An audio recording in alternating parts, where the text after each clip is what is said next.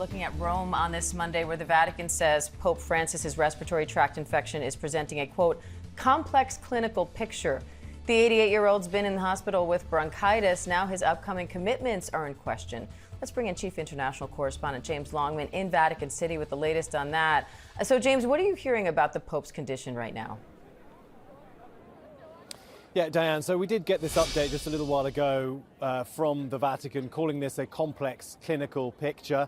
Difficult to really understand what that means. They tend not to give lots and lots of information. He is dealing with a respiratory tract infection, a lower tract infection, bronchitis, but it might be that it's viral, this might be bacterial, it might be that it's both.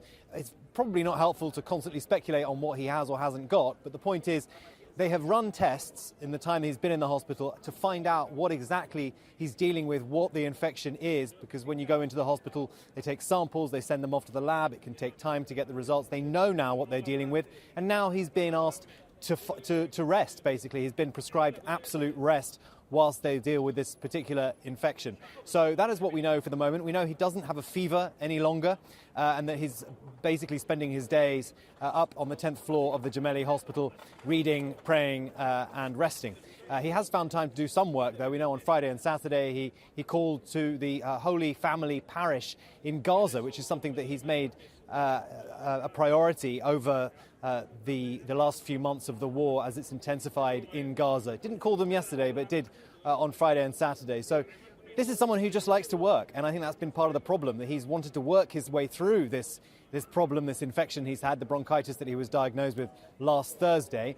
And the hospital staff, Vatican officials insisted, you just need to go into the hospital to fight it. He's 88 years old, as you say, he lost part of a lung when he was younger, so they're taking every precaution necessary. Diane? And James, what does this mean for his future commitments at this point? Has he had to cancel events? And in general, how concerned are people in Vatican City right now?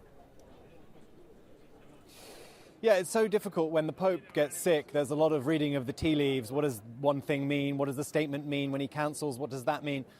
We were told initially that through Monday, through today, he would not be taking part in events to mark the Jubilee year of the Catholic Church. We've now been told he will not be attending his weekly audience on Wednesday, nor will he be going to take part in the events for the Jubilee next weekend.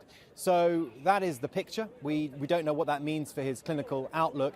Remember, Easter is coming up next month, the most important time in the Catholic calendar. He will be incredibly busy for Easter. So it might be that the doctors are trying to keep him resting for as long as he can, because, like I said, this is not someone who takes medical advice very well. So whilst he's in the hospital, he has no choice but to rest. But again, a lot of this is speculation. Diane? All right, Chief International Correspondent James Longman. James, thank you.